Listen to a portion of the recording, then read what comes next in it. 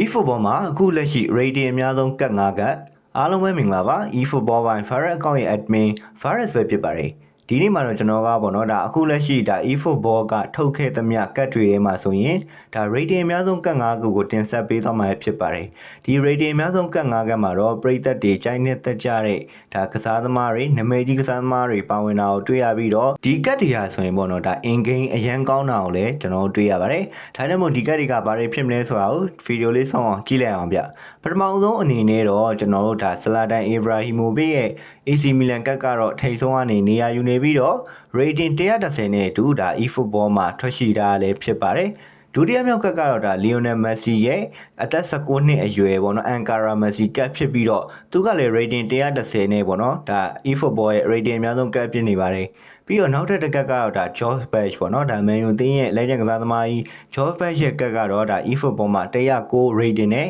ဒုတိယမြောက် rating အများဆုံးလည်းဖြစ်နေပါတယ်နောက်တစ်ကတ်ကတော့ဒါဘာစီလိုနာအသင်းရဲ့ကန်နဝင်ကစားသမားကြီးဂျိုဟန်ခရိုက်ပေါ့နော်ဂျိုဟန်ခရိုက်ရဲ့ကတ်ဖြစ်ပြီးတော့ဒါသူကလည်းဒါ rating 109နဲ့ eFootball ရဲ့ဒုတိယမြောက် rating အများဆုံးကတ်လည်းဖြစ်ပါတယ်နောက်ဆုံးတစ်ကတ်ကတော့ဒါဘရာဇီးလက်ရွေးစင်ကန်နဝင်ကြီးပေါ့နော်ဒါပီလီရဲ့108 rating ထွက်တဲ့ဒါကတ်ဖြစ်ပြီးတော့ဒါ eFootball မှာဆိုရင်တတိယမြောက် rating အများဆုံးကတ်လည်းဖြစ်ပါတယ်ဒီနေ့မှာတင်ဆက်ပေးခဲ့တာကတော့ eFootball မှာရှိတဲ့ rating အများဆုံးကတ်5ကတ်ရဲ့အကြောင်းလည်းဖြစ်ပါတယ်ကျွန်တော်ရဲ့ပေါ့နော်ဒါ eFootball မှာ Faris account ကို follow လုပ်ထားကြတဲ့ညီကိုတွေထဲမှာရောပေါ့နော်ဒါအခုဖော်ပြကားခဲ့တဲ့ eFootball ရဲ့ rating အများဆုံးကတ်5ကတ်မှာ